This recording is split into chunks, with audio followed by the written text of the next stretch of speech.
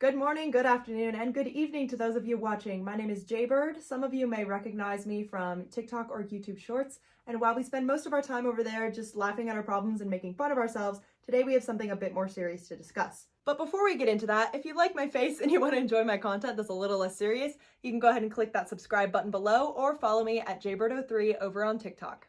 So this might be old news for some of you, but in the interest of making sure that we all have the same knowledge base, I'm going to do a quick recap. This story begins several months ago at the beginning of 2024.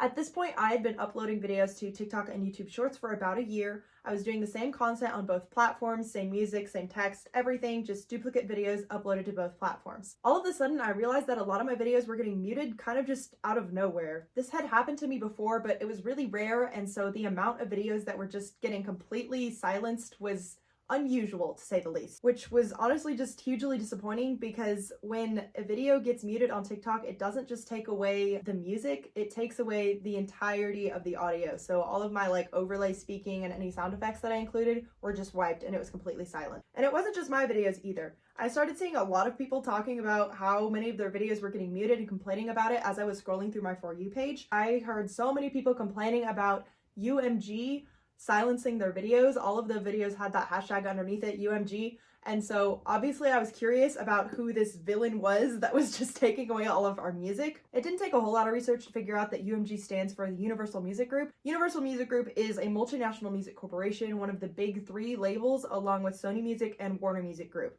They're one of those big brother groups that's kind of the overarching umbrella over a lot of smaller label divisions. One example is Republic Records, which is home to dozens of big name artists, among them Ariana Grande, Daddy Yankee, the Jonas Brothers, Pearl Jam, Shania Twain, Taylor Swift, and The Weeknd. I did a lot of digging and read a ton of articles, but it was kind of hard to find a clear-cut answer for what exactly happened between UMG and TikTok, but here's what I was able to find. From my understanding, the reason why this plague of muted videos occurred was because the two companies failed to renew their music licensing agreement, which expired on January 31st, 2024. UMG claimed that TikTok was only paying a fraction of the rate other platforms were paying to license their catalog.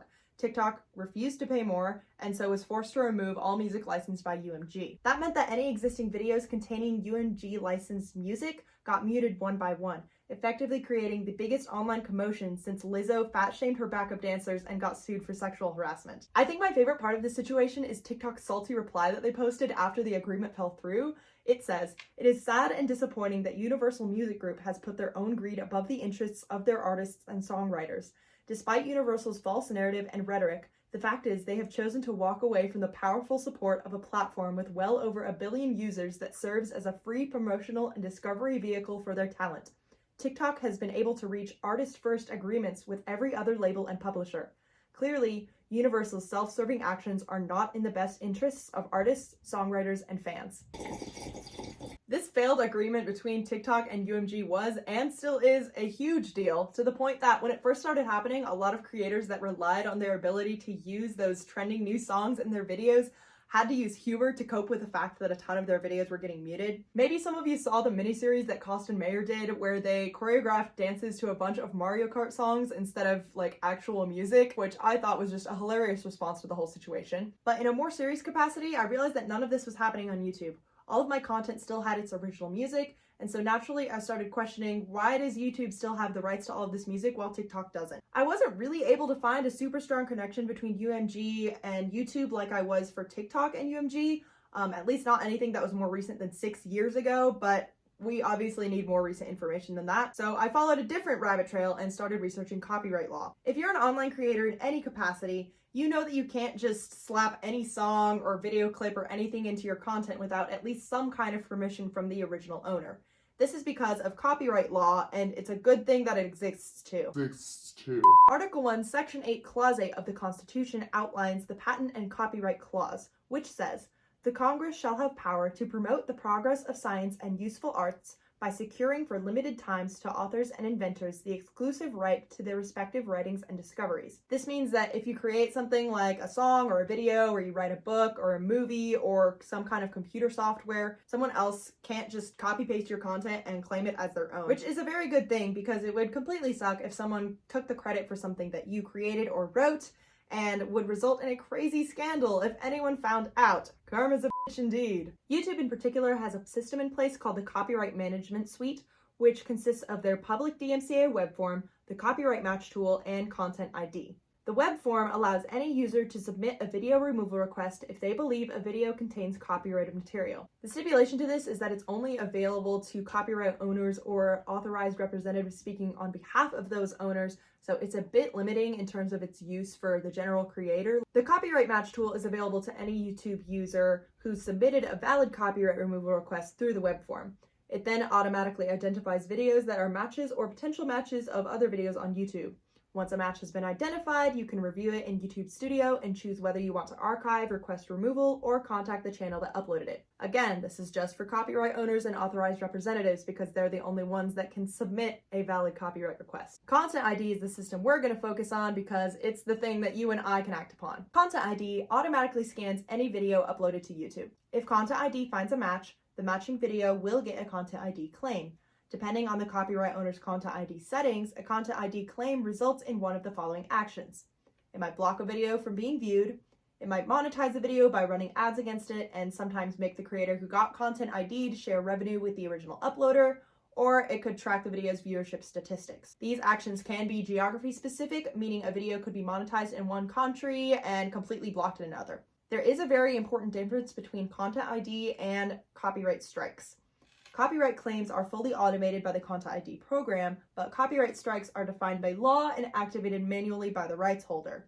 Copyright strikes happen when the rights holder asks for the legal removal of your video because you didn't have permission to use their audio, image, or video content. So Content ID is an incredible system for content owners because it acts not only as an anti-piracy solution, but also as a revenue generation tool. But what does this mean for us content creators who just want to lip sync to our favorite song and upload it to YouTube Shorts? Monetization is the big term to understand here. Monetizing just means that you're making money off of something. So for those of us who aren't in the threshold of YouTube creators who are trying to gain revenue off of our content, from my understanding at least, this doesn't really affect us that much. But if you are someone who's trying to make money off of your content, you need to be very careful about what you're uploading. If you include a song written by someone else in one of your videos, that video will probably be demonetized, meaning you can't gain any revenue from it. It's also possible that your entire channel could be demonetized, which is obviously suboptimal if you're trying to gain revenue from your content. Luckily, if your video does get a Content ID claim, you can dispute it as long as you either have all of the necessary rights to the content in your video or you are using the content in a way that qualifies as a copyright exception, such as fair use. Fair use is outlined in Section 107 of the Copyright Act, and it reads, "The fair use of a copyrighted work, including such use by reproduction in copies or phonorecords or by any other means specified by that section, for purposes such as criticism, comment, news reporting, teaching, including multiple copies for classroom use, scholarship, or research, is not an infringement of copyright. In determining whether the use made of a work in any particular case is a fair use, the factors to be considered shall include the purpose and character of the use, including whether such use is of a commercial nature or is for nonprofit educational purposes, the nature of the copyrighted work, the amount and substantiality of the portion used in relation to the copyrighted work as a whole, and the effect of the use upon the potential market for or value of the copyrighted work. The fact that a work is unpublished shall not itself bar a finding of fair use if such finding is made upon consideration of all of the above factors." So fair use is why I can watch some of my favorite creators react to TikToks uploaded by other users, although they often have to mute the original music in there because that's not what they're commenting and providing criticism on. Like I said, copyright is an incredible system that helps creators keep their content safe, but there's a lot of things you have to understand and be aware of. So while I can no longer lip sync to Cake by the Ocean by DNCE on TikTok, because the platform itself doesn't have a monetization system or an agreement with UMG, the licensing holder for that song, I can still do so on YouTube. I just have to be okay with my video getting Content ID claimed. Currently, my video of me doing just that hasn't been claimed, and so I'm in the clear for now, but that's never a guarantee. If you're relying on YouTube for any kind of revenue generation, be really careful with what you upload. Unfortunately, in the case of TikTok, the only thing I can tell you to do is not use that UMG licensed music in your videos, which luckily you won't have to worry about doing on accident because if you search for any of the songs that are UMG licensed, TikTok won't even pull them up in your search results. But hopefully that won't be the case for long because on May 1st, UMG just released a statement announcing that they reached a new licensing agreement with TikTok. saying that fans on TikTok can look forward to the return of UMG's recorded music and publishing catalogs and once again enjoy creating videos using music from some of the world's biggest artists and songwriters, as well as exciting emerging talent. So hang in there, everyone, because your beloved UMG music might be coming back to a For You page near you soon. We can all certainly hope. If you have any more knowledge about how monetization or copyright works on TikTok, YouTube, or any other social media platform, I would love for you to contribute to the conversation in the comments below. Thanks so much for watching, and I'll see you guys back in the feed. Bye!